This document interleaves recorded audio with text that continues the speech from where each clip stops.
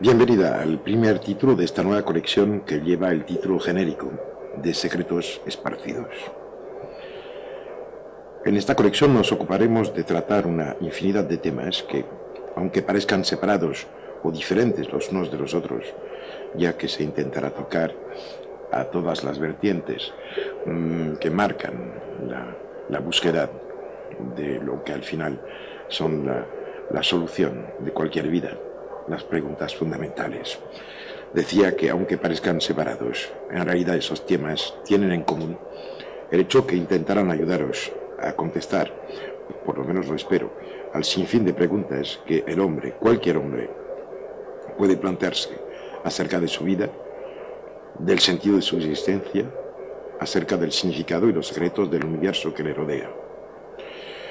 También es acerca de los medios y técnicas de los cuales puede disponer para intentar resolver tan acuciantes problemáticas que hablaremos, intentando además en los títulos siguientes de entregaros unas cuantas técnicas iniciales que les permitan realizar por su cuenta todas o por lo menos una parte de las cosas que les voy a ir contando ahora. Iremos en estas grabaciones en compañía del ruido apaciguador del agua que está llevada por la Riera de Viana, que es el río que corre alrededor de mi casa, del molino en el cual estoy ahora mismo, sentado sobre una piedra. Es con esto que vamos a realizar esta grabación y las que seguirán después. Procuraré que, además, al final de cada cara de estos cassettes haya unos minutos sin hablar, sin palabras, con solo este ruido del agua, con la intención de que podáis aprovecharos, por lo menos en cada cara después de haber escuchado lo que os voy a contar, poder aprovecharos, decía, de las inducciones subconscientes que, como siempre, en todos los títulos que he publicado, están aquí integradas, por debajo del nivel mínimo de conciencia auditiva habitual. También en estos diversos títulos intentaré contestar a la luz de preguntas que me fueron formuladas, que esto sea directamente, que sea por carta, en mi consulta o en mi casa, o sea por el correo electrónico de internet, a raíz de la publicación de los primeros 19 títulos de nuestras producciones. Lo que tienen en común todas esas preguntas que me fueron hechas en muchos lugares y tiempos diferentes es que plantean, antes que cualquier otra cosa, una pregunta fundamental sobre qué es lo que hace que el hombre, el ser humano en general y yo en particular, en la boca de cada uno, sea lo que es. Está bien claro que no pretendo conseguir algo que ocupa a los filósofos desde varios miles de años, pero esto sí, pienso proporcionar unas cuantas pistas que permitan por lo menos a cada uno forjar y construir su propio esquema lector, siguiendo el cual llegará, por lo menos lo espero, sino a dilucidar estas interrogantes, sino por lo menos llegará a acceder a una visión más clara, más amplia de la naturaleza de su existencia y también de las relaciones privilegiadas que él, como todos, mantiene con el resto del universo. La actual situación del mundo hace que prácticamente a diario basta mirar un telediario o abrir un periódico para comprobar lo que voy a decir. Estamos confrontados a la terrible noticia de la muerte ajena, claro. Para poder decir que alguien está muerto, se requiere como única condición que la actividad cerebral esté reducida a cero. O sea, que la muerte del ser es la muerte del cerebro. En la actualidad, como supongo todos lo sabéis, los adelantos de la ciencia nos han mostrado que al final estamos viviendo dentro de un cuerpo que es, según como se quiere mirar, bien podría ser considerado como una especie de kit orgánico, ¿no? Ya que la moderna técnica de los trasplantes, así como los descubrimientos periféricos a los cuales ha dado lugar, nos obliga a tomar conciencia del hecho que la única pieza insustituible, la que es imposible de cambiar, alterar o de renovar, es el cerebro. Claro está que la pregunta que se baraja en casi todos los círculos o las publicaciones que se ocupan de ciencias del hombre, de fisiología, de comportamiento, es evidentemente, como siempre, la de saber y demostrar que, como incluso se ha llegado a decir, que la actividad mental, la conciencia, no sea nada más que una especie de subproducto del funcionamiento cerebral. Algo como una especie de secreción, un efecto. Lo que quisiera decir que las imágenes mentales, la actividad conceptual, la creatividad se reducirían al producto de unas cuantas conexiones neuronales, aunque éstas sean miles y muy complejas, o bien a uno y otro cóctel de neurotransmisores que estén o no conocidos en la actualidad. Pueden imaginarse a qué punto, conociéndome, por lo menos lo espero que me conozcan ya, puedo yo encontrarme en desacuerdo con estos conceptos mecanicistas que niegan al ser toda su dimensión espiritual e intentan reducir los prodigios de la mente y de la aventura humana a unas cuantas reacciones químicas. Más aún, si decidimos seguir por un instante el tipo de razonamiento que se suele usar para defender tales posturas, vamos a encontrar una increíble contradicción. La ley de Borel, que se conoce como ley única del azar y de la casualidad estadística, nos dice que dentro de un sistema de dimensiones finitas, o sea, dimensiones determinadas, y durante un periodo de tiempo también determinado, cualquier evento que tenga una probabilidad infinitesimal no se produce nunca. El profesor Émile Borel calcula los límites de improbabilidad en cuanto al planeta Tierra, pues son del orden de 10 a la centésima potencia negativa, siendo además de 10 a la 200 potencia negativa cuando se aplica el mismo cálculo al cosmos.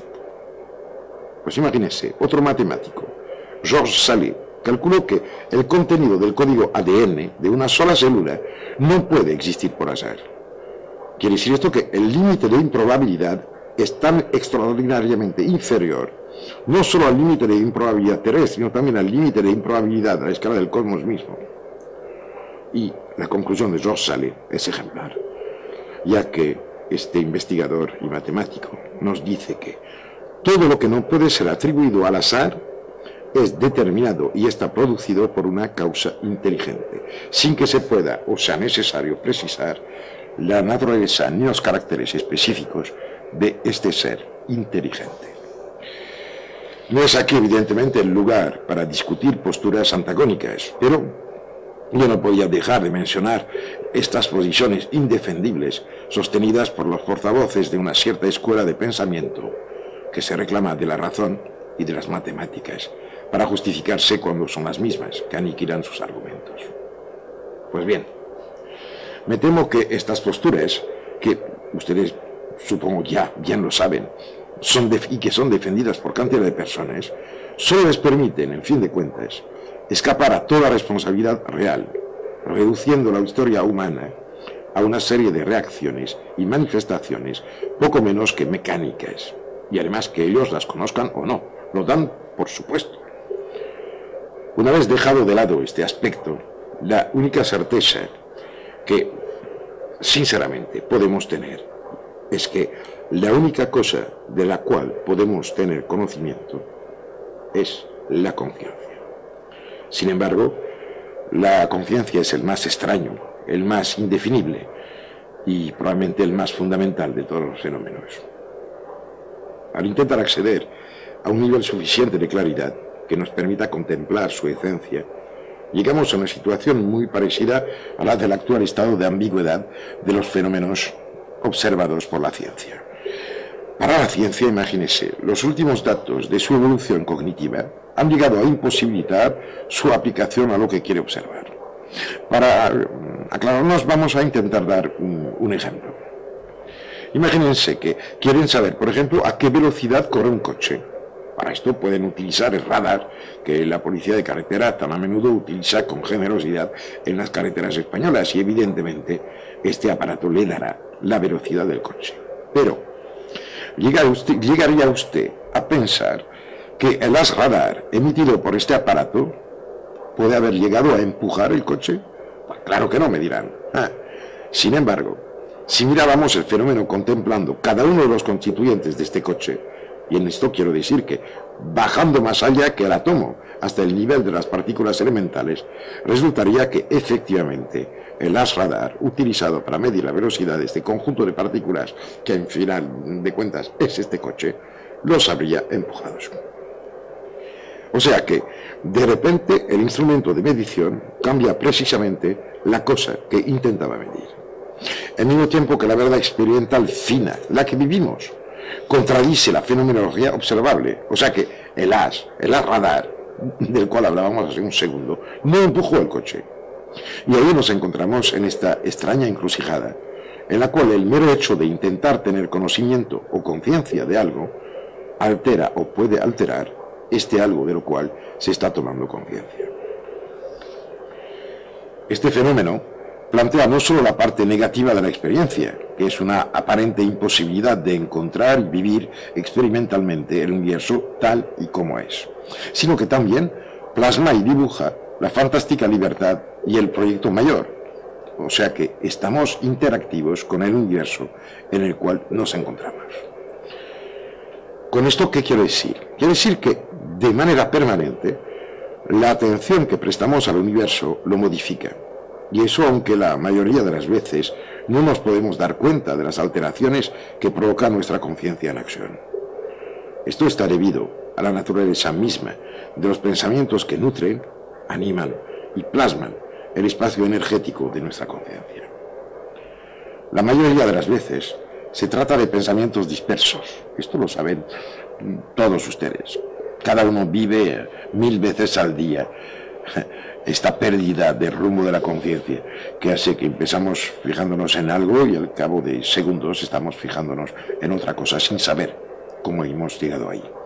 Es como si fuera una difracción mental que se expande sin rumbo y acaba conectando entre ellos una infinidad de puntos no contiguos, no relacionados entre ellos por un camino de encadenamiento causal, una secuencia vital o algo que esté similar a estas fuerzas que animan el cosmos.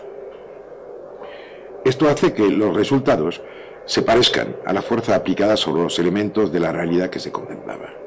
Y de una conexión desorganizada solo puede salir el desorden.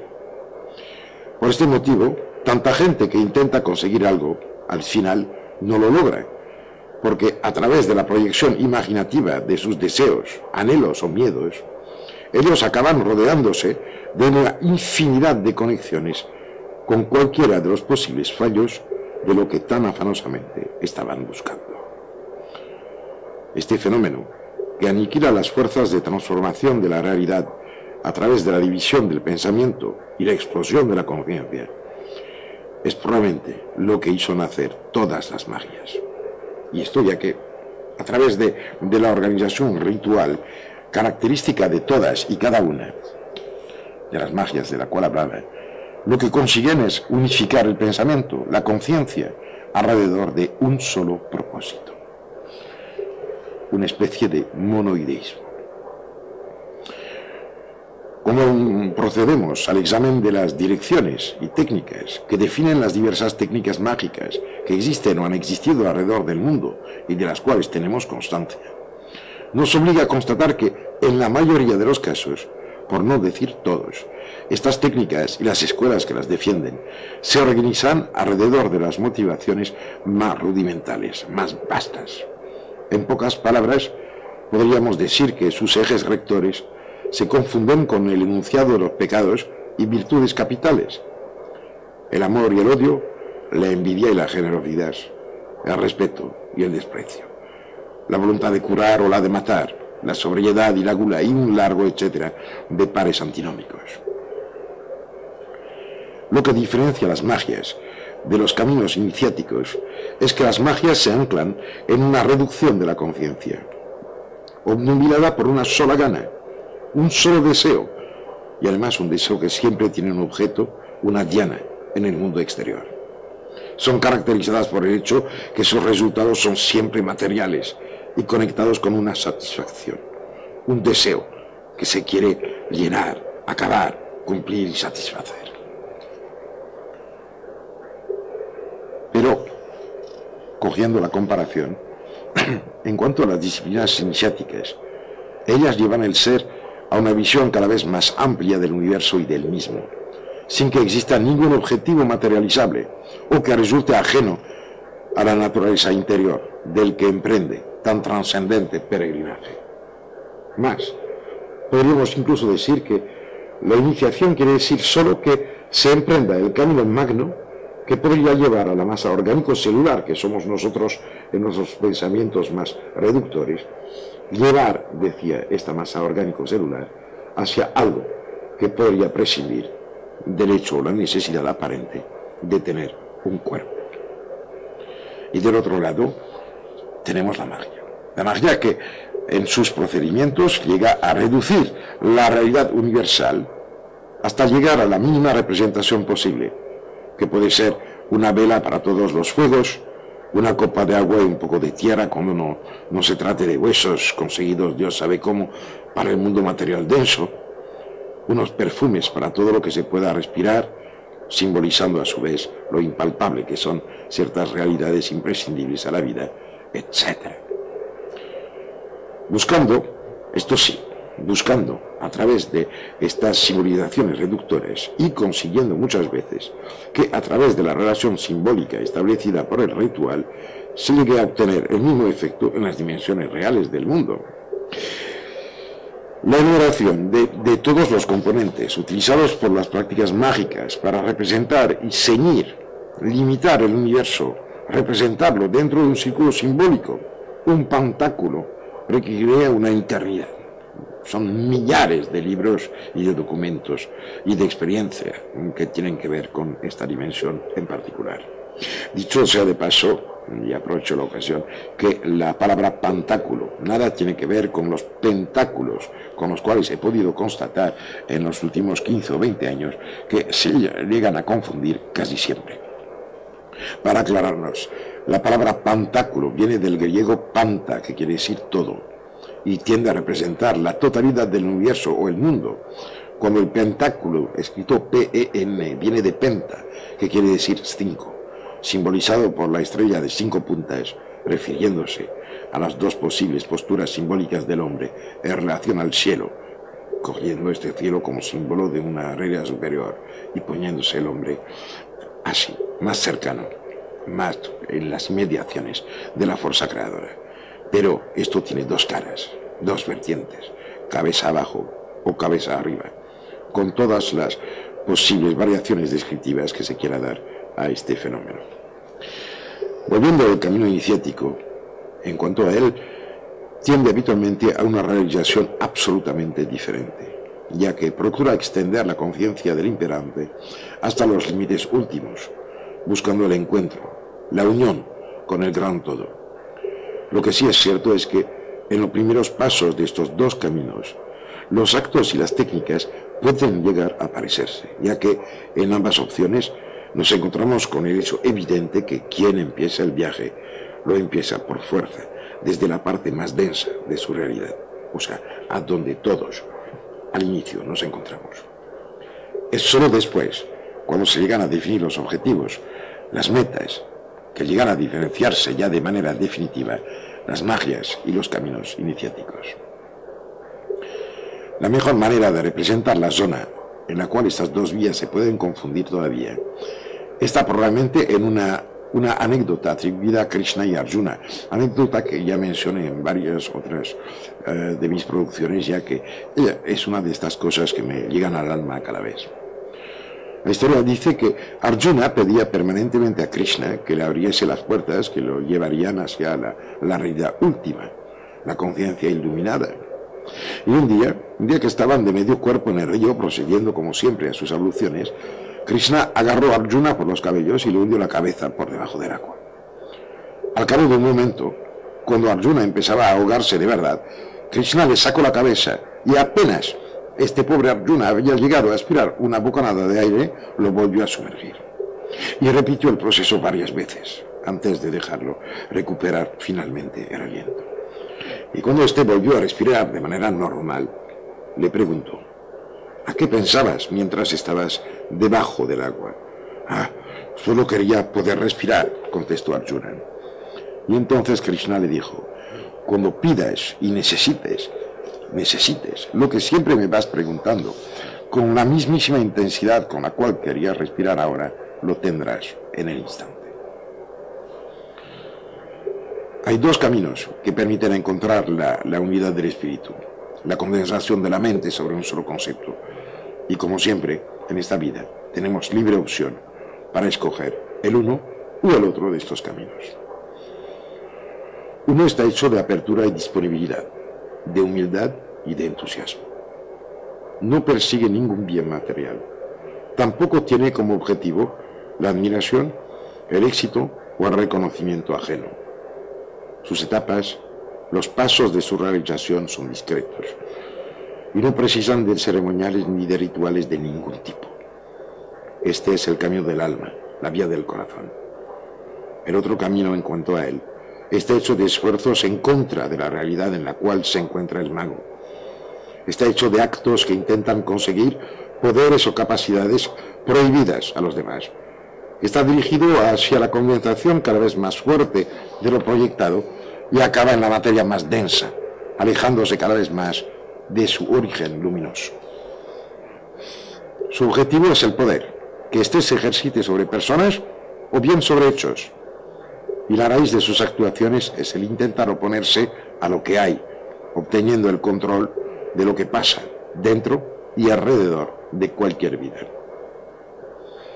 La verdad, y hay que reconocerlo, es que sus resultados pueden ser a veces espectaculares, como yo lo vi en África en muchas ocasiones. Y está bien lejos de mí la idea de negar la realidad de tales fenómenos, pero lo único que importa es que tienen al final un precio muy alto, ya que lo que se pone en algún sitio donde no tendría que estar, siempre se quita de otro. Y al final de cuentas, pues esto se refleja, tarde o temprano, sea en el cuerpo, sea en la vida de quien se atreve a practicar tales manipulaciones. Evidentemente estas prácticas se sitúan mucho más allá de las pantomimas que rozan a la mayoría de las veces el ridículo y a las cuales nos han habituado los medios de comunicación y varias actuaciones en público en el transcurso del último decenio. Yo estoy hablando de técnicas muy reales, que surten efectos, diría que medibles, y que menos mal, por suerte, no son asequibles así como así al común de los mortales.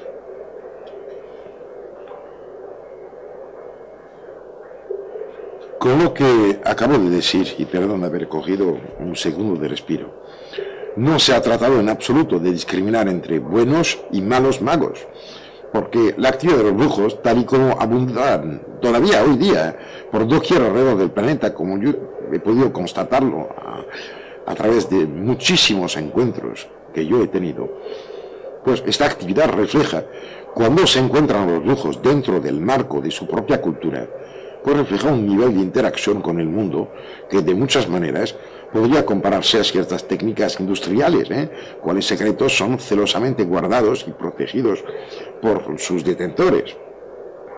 De otro tipo, en fin, son los procedimientos y rituales de los chamanes auténticos. Y a este propósito yo creo oportuno hoy de aclarar quién y lo que es realmente un chamán para poder contrastar su realidad con los abusos que se hacen hoy día de esta denominación en casi todos los lugares. La palabra chamán viene de la raíz tunguso manchú sham. Esta raíz semántica contiene la idea de movimiento que evolúa y evoluciona en dos direcciones diferentes. O sea, se refiere a la idea del baile de una parte y al salto del otro parte. El chamanismo ha sido estudiado desde el siglo XVII en Asia Central y en Siberia, y posteriormente se encontraron comportamientos idénticos en muchas tribus amerindias de América del Norte, como en el sureste asiático, en Australia, en Oceanía, en América del Sur, en África del Norte. El chamán, el auténtico chamán, es un iniciado, y un iniciado que ha pasado a veces pruebas extremadamente duras antes de llegar a acceder al estado de trance, durante el cual puede ejercer su ministerio. El chamán cumple el papel de médico en una sociedad en la cual solo se disponen de escasos recursos terapéuticos. También es el intermediario entre los miembros de su tribu o de su clan y las fuerzas invisibles que moran en otras dimensiones y que rigen los destinos de los miembros, de los que lo acompañan a lo largo de su vida. Al mismo tiempo, el chamán es el detentor de la memoria de su estirpe y, como no, el acompañante de los moribundos en sus últimos momentos. Su entorno cultural es un elemento vital para la sobrevivencia de su gente, y claro está que esta descripción somera no se puede aplicar a los que hoy día se reclaman del chamanismo, cuando en realidad están inmersos en otras culturas, son venidos de otras raíces culturales y además están impregnados por otras herencias. Esto no quiere decir, evidentemente, que los que intentan realizar lo que llegan a saber de ciertos rituales chamánicos, que empleen instrumentos de música, sonidos organizados, gritos, tambores, cantos, con ritmos que pueden ser similares a los originales, que usan saltos y danzas, copiadas en el mejor de los casos de algunos de los escasos documentos de los cuales se puede disponer sobre estas prácticas. No hay duda, decía, que los que experimentan con estas prácticas y en estas condiciones puedan llegar a tener alguna que otra experiencia susceptible, como no, de cambiar sus vidas, por lo menos lo deseo para ellos. Pero cualquier comparación entre estas experiencias individuales y lo que de verdad es o fue el chamanismo estaría fuera de lugar, ya que estamos hablando de salpicados y de continuidad. El chamanismo verdadero está en la encrucijada entre la vía del corazón, o sea, el camino silencioso hacia el gran todo, y las técnicas auténticas, que son dedicadas a intentar mejorar o paliar las condiciones a veces muy duras en las cuales viven los que rodean el que las usa. Y esto que se trate de condiciones físicas, quiero decir, enfermedades, desastres naturales, dificultades de sobrevivencia, o bien que se trate de desórdenes interiores que pueden hacer peligrar el equilibrio humano del grupo en el cual se encuentran. Para ilustrar este encuentro entre la trascendencia y los rituales aparentados de las magias que encontramos en el chamanismo, hay un excelente ejemplo, y es un ritual practicado por los indios Sioux de América del Norte, aún en nuestros días, y que ha sido profusamente citado, por lo menos por los investigadores que más me interesan, los más serios en estas materias. Se trata de un ritual que se practica en la logia de sudación. Concretamente se trata de una ceremonia de purificación antes de otras prácticas destinadas a abrir los ojos interiores de un aprendiz de chamán. El objetivo es el de permitir al futuro medicinal de poder ver y captar los planos sutiles de la realidad. Para realizar este ritual se llevan 6 piedras ardientes en la logia redonda. Una primera piedra se pone en el centro para simbolizar y representar el cielo como morada de las fuerzas sobrehumanas. Después se ponen 4 piedras más, una para cada dirección, y en fin, se vuelve a poner otra piedra en el centro de la logia para simbolizar la tierra. Así se representa el global, el gran todo, y el local, la tierra sobre la cual vivimos, y también el plano energético, que es el que permite al local de estar dentro del global, y esto es las 4 direcciones que hacen nacer al espacio. Al poner en su lugar la última piedra, que simboliza la tierra, es el universo entero que está evocado, haciendo que se encuentren simbólicamente presente no solo el universo, sino también todos los seres que en él viven, acompañados, claro está, cada uno por sus poderes característicos conocidos por la cultura que acompaña y rodea y nutre esta ceremonia. Al finalizar esta puesta en orden, la logia se encuentra evidentemente consagrada como centro sagrado, ya es uno de los lugares elegidos por los cuales pasa o puede pasar el eje del mundo. Entonces se enciende una pipa sagrada, el calumet, y se ofrece al cielo, a la tierra y a las 4 direcciones del mundo. A este momento, todos los presentes fuman del calumet y después corean, todos juntos, Mituyaque Oyasin, que significa todos somos parientes. Después de esto, el chamán que preside la ceremonia, dirige la palabra al cielo diciéndole: mira, todo lo que se mueve en el universo está aquí. Y todos repiten esta frase enseguida. Y entonces el chamán empieza a rezar al gran espíritu, Wakantanka, el espíritu, el ser de los bisontes, mandando una voz hacia él con el fin de establecer un lazo especial entre el gran espíritu y el postulante que pidió la ceremonia de purificación. Dice: ¿a quién podríamos mandar una voz sino a ti, Wakantanka, nuestro abuelo y nuestro padre? Él, y a este momento dice el nombre del aspirante a Medicine Man, al ofrecerte esta pipa sagrada, te ofrece su cuerpo entero y toda su alma. Oh Wakantanka, permita que este joven tenga padres y familia. Permita que sea uno con los 4 vientos, los 4 poderes del mundo, que sea este joven uno con la luz del alba, que comprenda su parentesco con todos los pueblos alados que están en el aire. Él pondrá sus pies en la tierra sagrada, encima de la montaña. Quiera que allá arriba pueda recibir la sabiduría, sabiendo que tú eres el único y que tu poder se extiende a todo el universo. Está bien claro de que en esta ceremonia muy cargada de significaciones, estamos muy lejos de los tristes rituales de coercición que abundan en los libros y grimorios de brujería. Aquí se trata de una alianza. Todos somos familiares. Mitu, Yakeo y Asin, han dicho los asistentes, frente a la representación de la totalidad del universo que estaba en el centro de la logia. Es un parentesco con el gran todo que se funda en este momento. Lo que empieza para el postulante es una existencia de entrega y de dedicación a todos los seres y las cosas en las cuales se manifiesta Wakantanka. Es el primer paso sobre un camino de trascendencia. Supongo que entenderán fácilmente ahora que los contenidos de las palabras pronunciadas por este chamán en 1975 hayan sido muy diferentes y muy diferentemente sentidas, resentidas y captadas para los indios que estaban presentes en la ceremonia de lo que pueden ser para nosotros. En nuestro caso, aunque podamos estar conmovidos por la emoción de este acto de entrega sagrada, las palabras empleadas no tienen raíces en nuestras almas. No hemos oído estas palabras ni esta lengua en nuestra niñez. No hemos construido nuestras primeras imágenes del mundo con las mismas referencias. En último análisis, estará bien claro que para alguien convencido de la realidad de las dimensiones espirituales de la experiencia humana, el hecho de haber nacido aquí y no allí obedece a una necesidad que escapa de momento a nuestra capacidad de entendimiento. Este hecho tiene un sentido profundo, no lo duden, aunque desconozcamos los pormenores que lo caracterizan.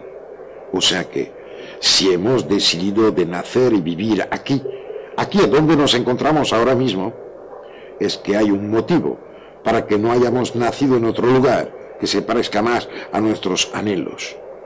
Y tenemos que acatar este hecho consumado, de la misma manera que los indios Sioux, participantes a esta ceremonia, acataron la realidad de sus orígenes y de su herencia. Los voy a dejar ahora unos poquísimos minutos con el ruido de esta querida arriera de Viaña, para que puedan, lo espero, pensar, meditar o, cuanto más difícil aún, no hacer nada y relajarse.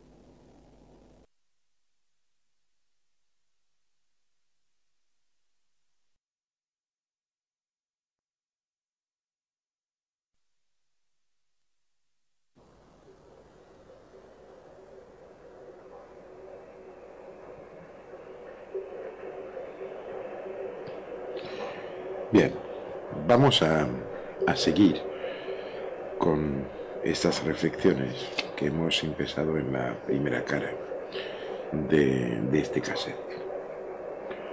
Los dejé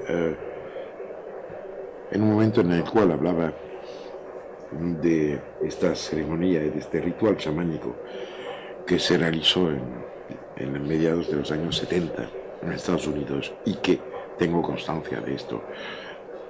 Aún se está haciendo y se está practicando en varios lugares de Estados Unidos, incluyendo otras ceremonias de las cuales hablaremos en no sé qué título de esta colección, y que tiene que ver con la comunicación eventual con la tierra como madre, como sustancia, como matricia de lo que somos, y que pasa por la utilización de un agujero en el suelo rocoso que se llama el sipapo. Volviendo a la ceremonia de la cual hablábamos, pues en su transcurso, acuérdense, una frase capital fue pronunciada: todo lo que se mueve en el universo está aquí. O sea que implicaban la totalidad, el pensamiento chamánico, que es el punto común con las magias que van hacia abajo y los caminos iniciáticos que van hacia arriba. El pensamiento chamánico se conecta de manera habitual y significativa con los caminos de la trascendencia. Además, acuérdense, también habían pronunciado una frase para mí muy cargada de sentido: Mituyake Oyasin. O sea, todos somos familiares, no hay nadie que esté afuera de la gran familia humana, y puede ser que hoy día, en esos procesos de separación, aislamiento, rechazo, ignorancia o desprecio hacia la existencia, cuando no es al dolor, al sufrimiento ajeno, creo que es muy oportuno de acordarnos de esos actos que hacen de gente que muchas veces se trata de salvajes unos modelos potenciales para lo que tendrían que ser los ciudadanos de cualquier país, sea el que sea. En este proceso, como siempre, además en los procesos de trascendencia, la totalidad fue implicada, aunque de manera evidente, mirándonos a nosotros mismos, estamos siempre hablando de lo que puede ser la experiencia personal de la realidad, lo que vivimos día a día. A este punto de nuestras reflexiones creo que sería muy oportuno, y es muy oportuno, contaros lo que decía Einstein en 1938, cuando ya era un hombre más que famoso, en un libro sobre la evolución de las ideas en física que publicó en común con otro investigador, que es Leonard Infeld. En esta obra, Einstein dice que los conceptos físicos son unas creaciones libres del espíritu humano. Quiere decir que no son en absoluto, como se podría pensar, unas cosas únicamente determinadas por el mundo exterior. O sea que, en realidad, esos conceptos nacen de dentro y no de fuera. Acuérdense de que todos creemos tener muchas ventanas que dan sobre el mundo, pero tendríamos que preguntarnos cuántos dan sobre nosotros mismos. En el esfuerzo que hacemos para entender el mundo, nos parecemos un poco, si quieren, a un hombre que intentaría comprender el mecanismo de un reloj sellado. O sea, él oye el tic-tac, pero no tiene ninguna posibilidad de abrir el reloj.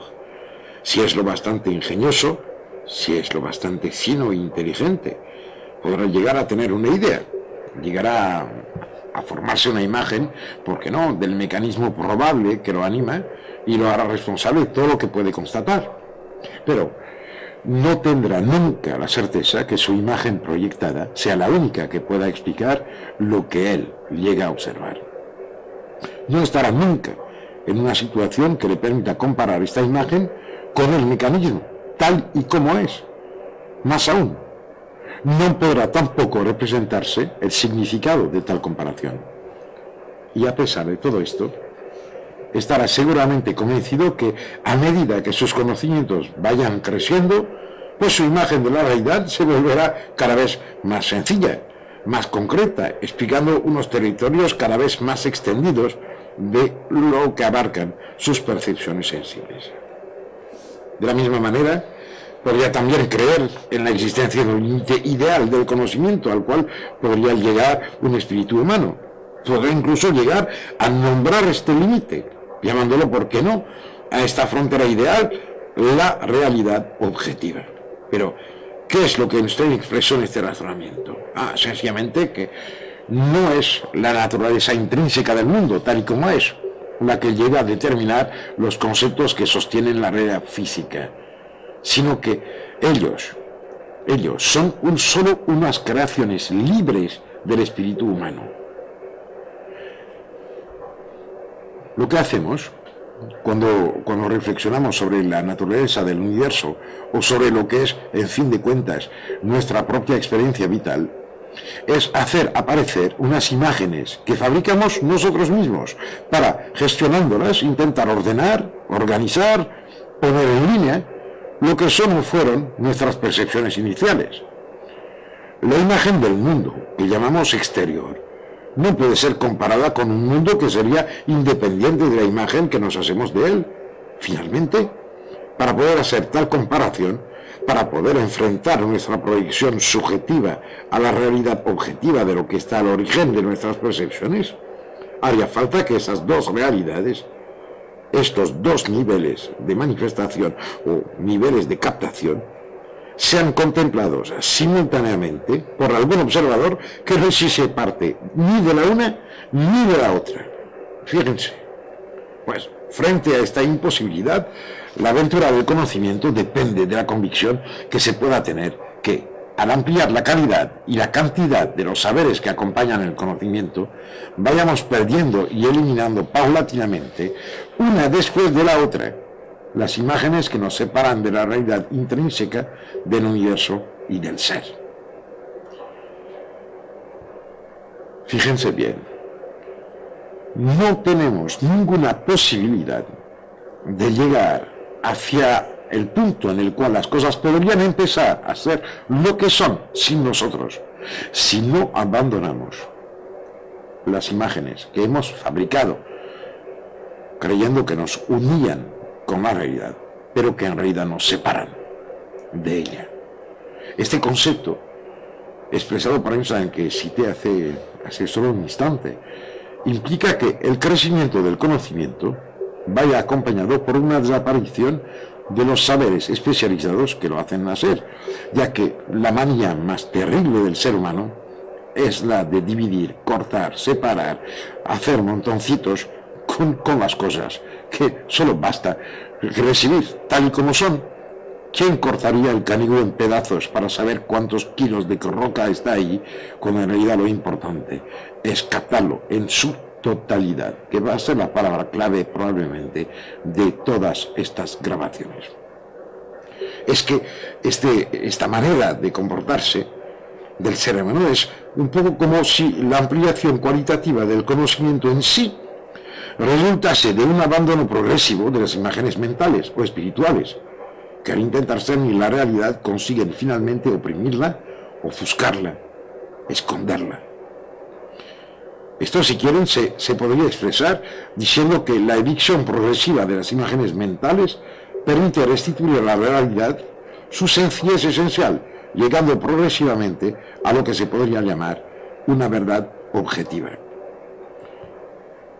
Una de las condiciones fundamentales necesarias para poder llegar a tal nivel de integración con la realidad absoluta, y en esto quiero hablar de un tipo de conciencia cósmica, pues sería bien evidentemente una total neutralidad. Y neutralidad quiero decir neutralidad tanto mental y afectiva como espiritual, frente a lo que observamos, que se trate de la inmensidad del mundo y del cosmos, o que se trate de nuestra propia persona física, o de nuestra identidad mental como ser consciente. Esta condición fundamental e inicial plantea inmediatamente lo que va a ser la dimensión fundamental del trabajo que habrá que hacer. Tendremos que enfrentarnos, limpiándolo totalmente, al conjunto de las ganas y los deseos que plasman y definen las dos vertientes opuestas de nuestras relaciones iniciales con lo que vivimos. O sea, relaciones con y acompañando de las cosas que nos gustan y las que no queremos, metidos entre medio de este universo dicotomizado. Esta problemática de las relaciones placenteras o insoportables es la que dibuja la primera separación, el primer desorden dentro de nuestra experiencia de la realidad. Cortamos el mundo en dos, como mínimo.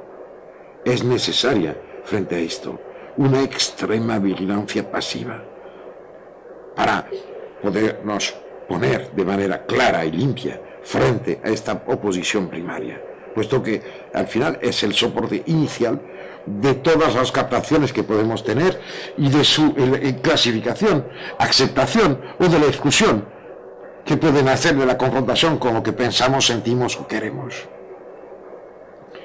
El mero hecho de empezar el largo camino hacia la trascendencia nos lleva de otra parte a plantearnos unas cuantas preguntas sobre la naturaleza del universo en el cual nos encontramos y al interior del cual haremos los primeros pasos de esta aventura de la conciencia, porque evidentemente solo ahí podemos empezar. Desde ahora muchos siglos, los místicos y visionarios, quiero decir, los primeros exploradores de estas dimensiones expandidas de la experiencia consciente, nos hablan de la ilusión. Los textos y escritos y testimonios a este propósito se cuentan a millares, por doquier alrededor del planeta. Pero en nuestra orbe de civilización, quiero decir, ahora mismo, el concepto de Maya como ilusión de las formas del mundo está tan difundido, aunque la verdad sospecho que poco comprendido, que puede muy bien servir de referencia inicial al razonamiento y a la meditación sobre estos temas.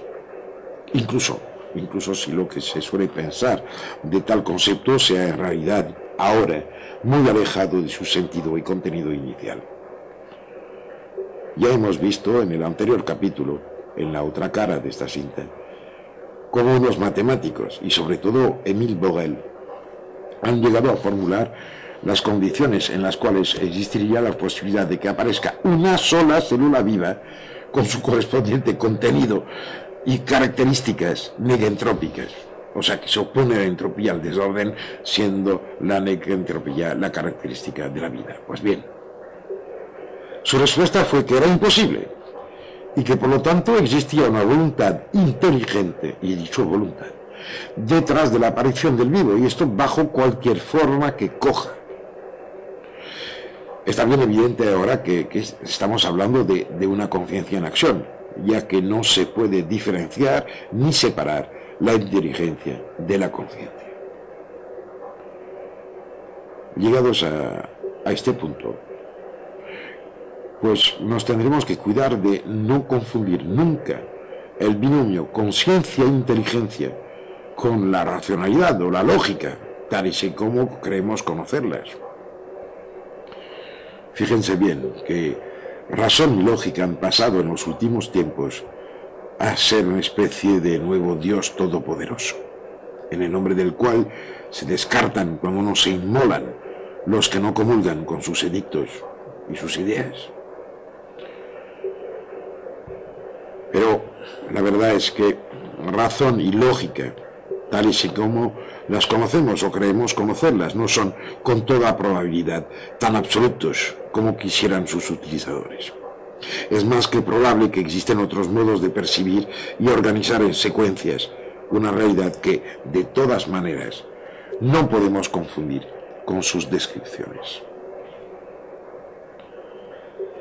Basta con pararse un momento a reflexionar sin prejuicios sobre la naturaleza del pensamiento lógico o racional para poder constatar que al final pues, depende directamente de nuestras nociones y captaciones del espacio y del tiempo, que son los condicionantes de nuestra experiencia actual, aquí y ahora, y que tú, decían los jesuitas.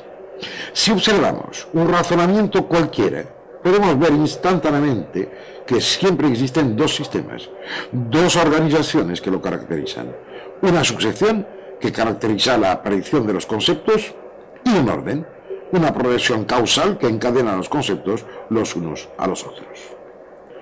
El principio de sucesión corresponde a la linealidad de lo enunciado. O sea, las cosas que una después de la otra van reflejando históricamente la aparición de los conceptos, y en este sentido pertenece al tiempo. Del otro lado, la fuerza organizadora en cuanto a ella se ocupa de repartir y relacionar los conceptos, una vez que hayan aparecido, y está consiguientemente definida por el espacio, las dimensiones, las direcciones. Este espacio, que permite la correlación entre conceptos separados, siguiendo un plan dinámico de causas y consecuencias, es, al final, tanto el que ocupan o ocuparán las materializaciones o condensaciones de los conceptos, como el espacio en sí, y que esté o no ocupado, y por lo tanto dinamizado. A estos aspectos de lo observado y de lo pensado, habría ahora que añadir lo que son las características de lo existente y la manera en la cual están correlacionados al concepto de Maya, del cual hablaba hace un instante, la ilusión, y también la gran reserva plástica, porque no es solo un engaño potencial, sino también lo que es la matriz de lo que podría pasar, a través del cual el pensamiento, la conciencia en acción, es susceptible de actividad creadora, modificando hasta la aparente realidad y las manifestaciones del universo en el cual se encuentra. En los últimos decenios, supongo que todos hemos oído hablar de los hologramas. Uno de los aspectos más importantes de dichos hologramas es la manera en la cual la información se encuentra almacenada en su estructura. O sea que, si se rompe un holograma en pequeños pedazos y que se amplía lo que hay en cualquiera de esos trozos añicos, no se tendrá nunca una ampliación de la parte de la imagen holográfica a la cual correspondía, sino que se obtiene otra vez la imagen holográfica total. En pocas palabras, cogemos un ejemplo. Si se rompe un holograma de un retrato cualquiera y que se amplía la información contenida en el trozo donde veíamos, por ejemplo, yo que sé, la nariz, pues no se va a obtener una enorme nariz, sino que obtendremos otra vez, el retrato completo. Ahora bien, ya mencioné hace un instante, citando a Albert Einstein, que el universo en el cual nos encontramos, así como las leyes físicas a las cuales parece obedecer, son el fruto de un acto mental, de un proceso movilizador de la conciencia, que parece ser la única realidad. Ajá. Y ahora hay una cosa que se la voy a contar al final, porque, mira, en los años 60, un neurocirujano americano, el doctor Carl Pribram, se interesó en la manera en la cual el cerebro almacenaba los datos que le llegan a través de los sentidos y en general a través de la experiencia sensorial, así como se interesó al almacenamiento de los procesos mentales y de las cadenas significativas empleadas por el pensamiento consciente. Muy rápidamente, Carl Pribram llegó a la conclusión que el almacenamiento era de tipo holográfico, y así nació la teoría de la naturaleza holográfica del cerebro en cuanto a sus funcionalidades. Esta teoría, desde la época en la cual Carl Pribram formulaba su hipótesis por la primera vez, ha sido comprobada experimentalmente a través de una infinidad de pruebas. Y claro, parece resolver toda una serie de aparentes contradicciones entre lo observable y lo que las demás teorías sobre la estructura neural del pensamiento y la memoria permitían describir. Según esta visión y las experiencias que fueron llevadas a cabo permitiendo constatar la validez de tal hipótesis, la totalidad de las adquisiciones psiconeurales se encuentra bajo forma holográfica en todas y cada una de las aparentes localizaciones de sus lugares de condensación. Esto quiere decir que todo el contenido cerebral, digo bien, todo el contenido cerebral está presente en potencialidad en cada una de sus partes. Es el acto de movilización de la conciencia en acción lo que determina finalmente la aparición de un esquema general que ponga en interrelación la totalidad del cerebro, al momento en el cual un pensamiento, una reflexión, una captación se manifiesta o se condensa. Y ahora llegamos al momento álgido de estas reflexiones, ya que cómo vivimos dentro de un universo hecho, si aceptamos lo que hemos pensado y reflexionado en los últimos momentos, eso decía, de nuestras propias proyecciones mentales, ellas también son sometidas a esta estructuración holográfica. Pues bien, esta constatación implica varias cosas. La primera es, sin lugar a dudas, el hecho que cada lugar del universo en el cual estamos se encuentra como colindante con todos los demás. Y que además la totalidad de la realidad del universo está presente como potencial de realidad dentro de cada uno de sus componentes. Para esto le diré que yo aconsejaría de que leyesen pues, un poco las obras de David Bohm, que están publicadas en castellano y que, aunque salten muchos párrafos, muchos capítulos, siempre les llevarán a una conciencia un poco más abierta de lo que probablemente sea este universo. Volviendo al tema inicial, el segundo aspecto mayor que deriva de la constatación que acabamos de hacer es que si todo el universo está presente dentro de cada una de sus partes o de sus componentes, esto quiere decir que esta presencia latente podría manifestarse o liberarse o realizarse a través de algún tipo de procedimiento.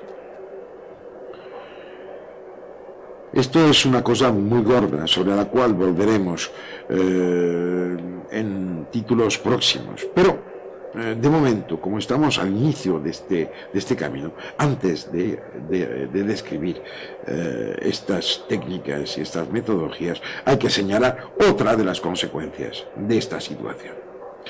Para darse cuenta del problema al cual me refiero, bastaría con darse cuenta que si el universo en el cual vivimos es una proyección de nuestras conciencias, algo tiene que existir para permitir que todas estas proyecciones estén sustancialmente idénticas.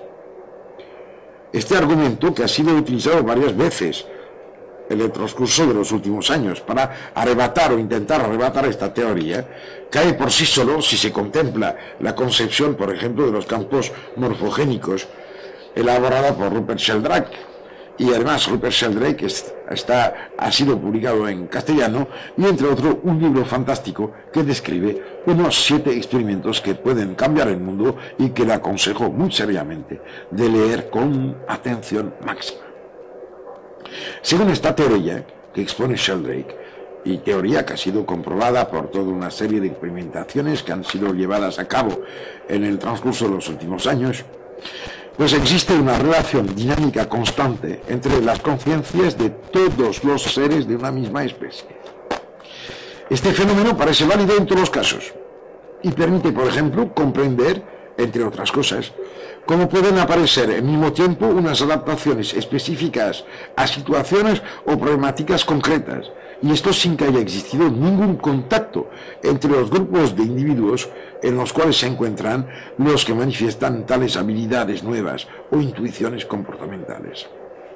Esto tiene tanto que ver con los descubrimientos simultáneos, que son una cosa tan habitual en el campo de las ciencias aplicadas, como tiene que ver con la utilización, por ejemplo, de ciertos recursos alimenticios en poblaciones animales. Estoy pensando ahí a los monos japoneses que adoban lo que comen en el agua de mar para darle sal. O bien tienen que ver con la capacidad de percibir unas imágenes escondidas dentro de unas presentaciones gráficas concretas, como ha sido hecho entre Inglaterra y África del Sur.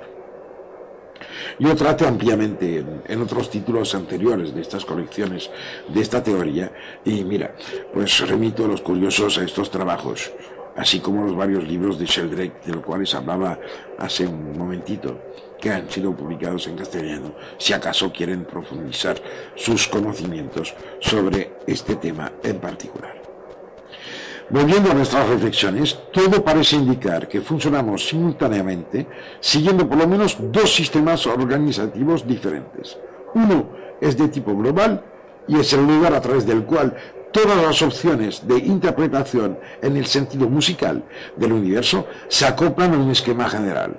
El otro es de tipo local y tienen que ver con la aceptación o el rechazo de las limitaciones aceptadas a través de la interacción general, incluyendo todas las gradaciones posibles entre estas dos posturas extremas. O sea que estamos permanentemente delante de una doble elección. O bien se acepta la totalidad de los mandamientos del gran sentir o del inconsciente colectivo, si prefieren, participando así a la aparente estabilidad del continuo en el cual nos encontramos, o bien se intenta acceder a la conciencia liberada que no acepta ninguno de estos pactos de fabricación del universo. En realidad, el examen de todo el material que nos han legado generaciones y generaciones de místicos y de exploradores del espíritu, bueno, quiere decir, de las realidades trascendentes en las cuales se desenvuelve este ser espiritual del cual al final estamos hablando. Decía de que las relaciones estas de místicos, de exploradores, de gente que ha tocado el trascendental, nos hacen captar que una vez llegado a la liberación interior, el ser provisto de conciencia trascendente, o si prefieren, el que alberga un pensamiento libre que le permite estar en contacto con la realidad en sí, tiene la inmensa libertad de focalizar su realidad en el nivel que más le convenga, sin que esto altere lo más mínimo la naturaleza de su conciencia.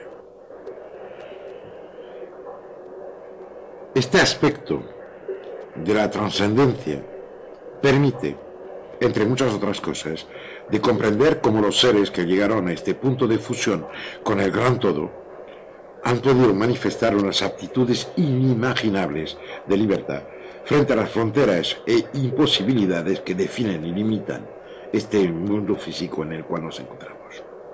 Es así que, si nos interesamos por la historia, tanto de nuestra civilización como de cualquier otra de las que han aparecido, dejando huellas en este planeta, descubrimos rápidamente que nos hablan todas de místicos que levitan, que aparecen simultáneamente en varios lugares, que usan de manera patente una capacidad de visión a distancia o la conciencia del futuro, y cuando nos la visión del pasado, hasta en cosas aparentemente totalmente secretas y escondidas.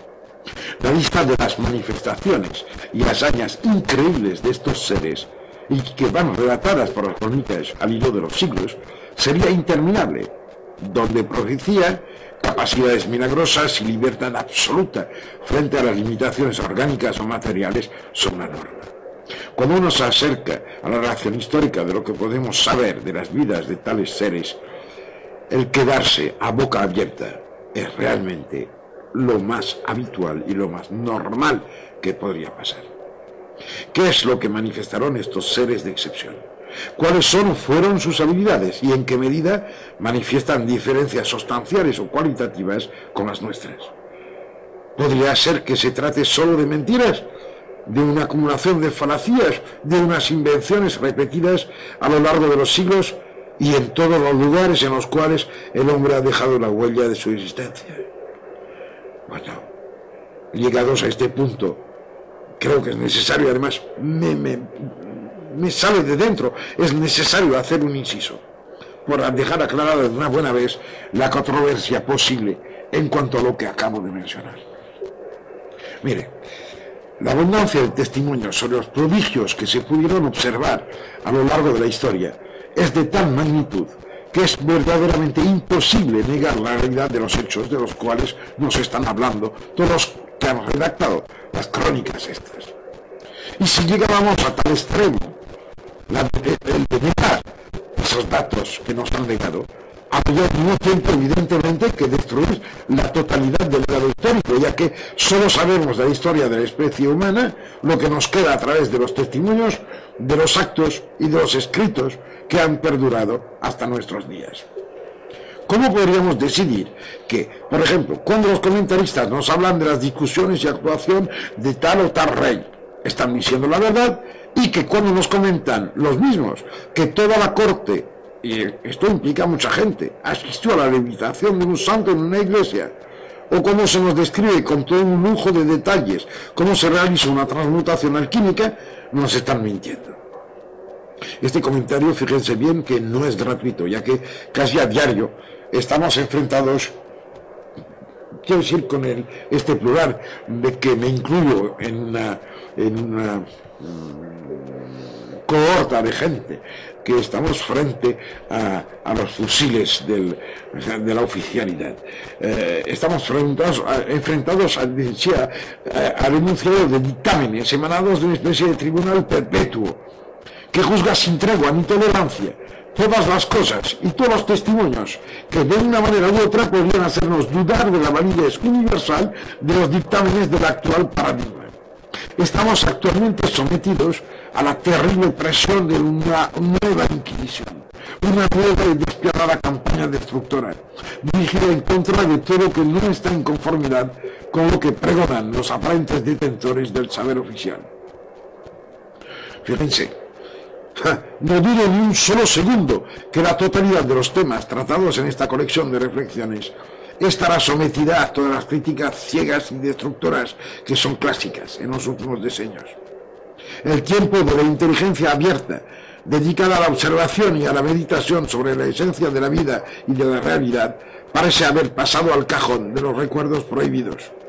Basta con que un investigador, hasta ahora reconocido por las cúpulas del saber oficial, dedique su tiempo a buscar en una dirección no conforme con los dictámenes del poder que se intenta ejercer sobre las conciencias y las inteligencias, para que inmediatamente esté echado afuera de la institución en la cual se encontraba.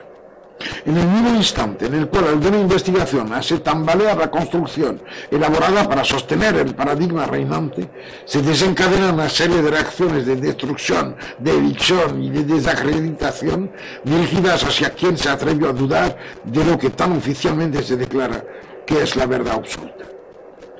La protesta en el nombre de la ciencia vale bien poco frente a esta marea de oscuridad que parece sumergir todos los intentos de ampliación de la conciencia del universo.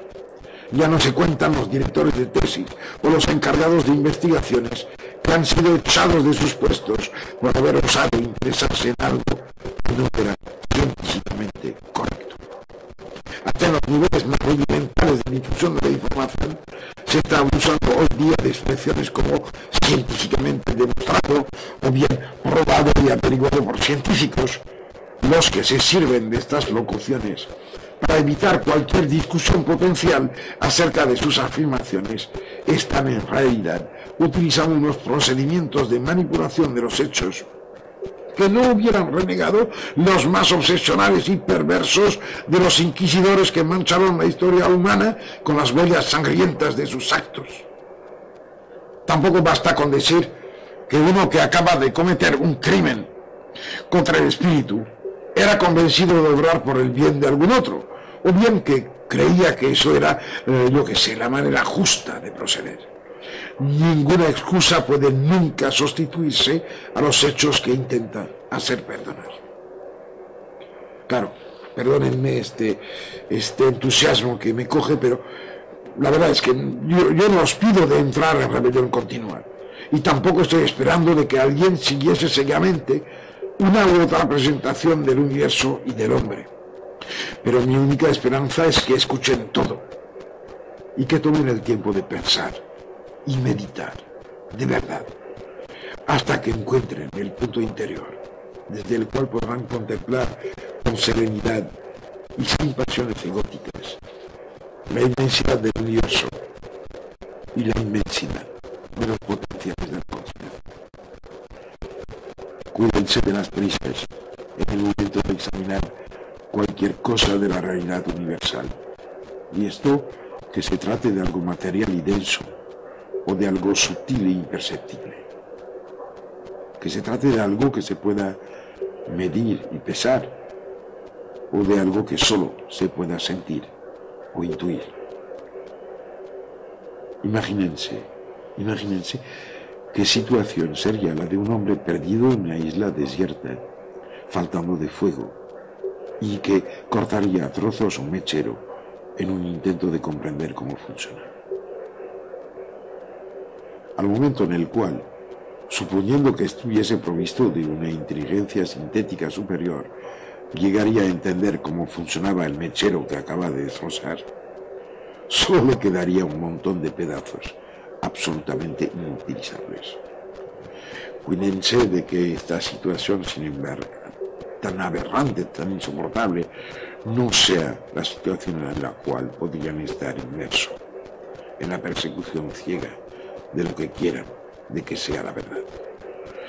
Después de este primer cassette que estoy acabando de grabar ahora, nos vamos a dedicar a examinar uno por uno una parte de los infinitos aspectos de la realidad universal.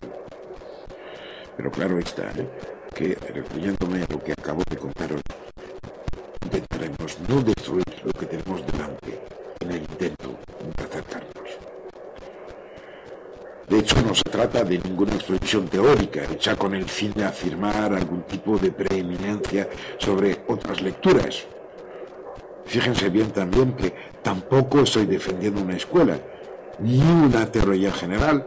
Solo os pido de que se observe, sin pasión, todo lo que tenemos a nuestro alcance en un intento honesto, por captar de la manera más limpia y respetuosa lo que constituye y tiene que constituir la esencia de nuestras experiencias vitales. Os voy a dejar ahora durante unos pocos minutos en compañía del fluir del agua de la Riera de Viaña, pidiendo de paso excusas porque tuve que cortar la grabación debido a la llegada de un intruso inesperado, pero supongo y espero de que no haya alterado el fluir del pensamiento y de la reflexión.